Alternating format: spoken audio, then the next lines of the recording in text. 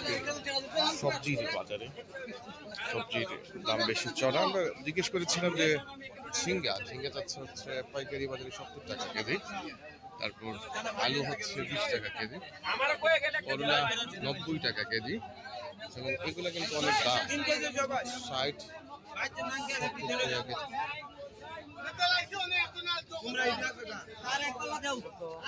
ঢেঁড়স কত করিয়া? পাল্লা কত কেজি? পাল্লা লাগা 200। আচ্ছা কিলা ভাইরা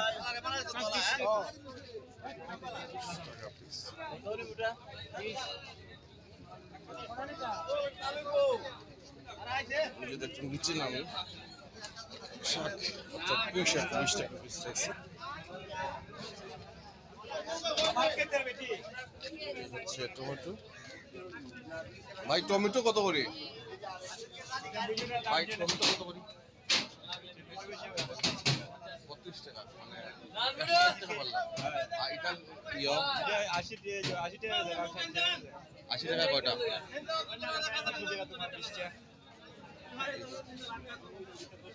80 টাকা 20টা। হচ্ছে পাট শাক, এটা হচ্ছে আপনার 20 টাকা।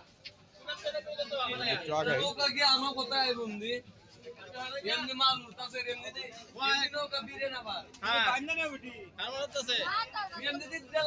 সবজি খুব একটা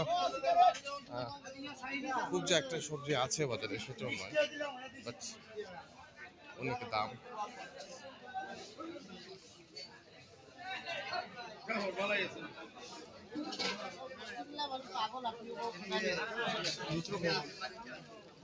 ঝিঙ্গা কি 60 টাকা কেজি না কত? একটু দাম কম, 50 টাকা। শিমও রয়েছে। আমরা একটু যদি বাজারটা দেখি, হ্যাঁ ধন্যবাদ ঢেঁড়স।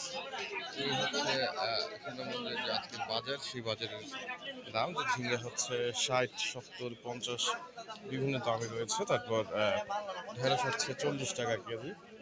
তারপর আমরা যে টমেটোর খবর নিলাম আগে, তারপর এদিকে পুঁই শাক 20 টাকা বান্ডেল, এভাবে অনেকের দাম। এবং আলু হচ্ছে 100 টাকা পাল্লা। এভাবে সুনামগঞ্জের যে সবজি বাজার রয়েছে, সেই সবজি বাজারে সবজির বিক্রি কিনি হচ্ছে। কিন্তু বিষয়টা হচ্ছে এখানে আপনার ক্রেতাও খুব একটা বেশি দেখা যাচ্ছে না, বাট সাপ্লাই খুব একটা বেশি নয়।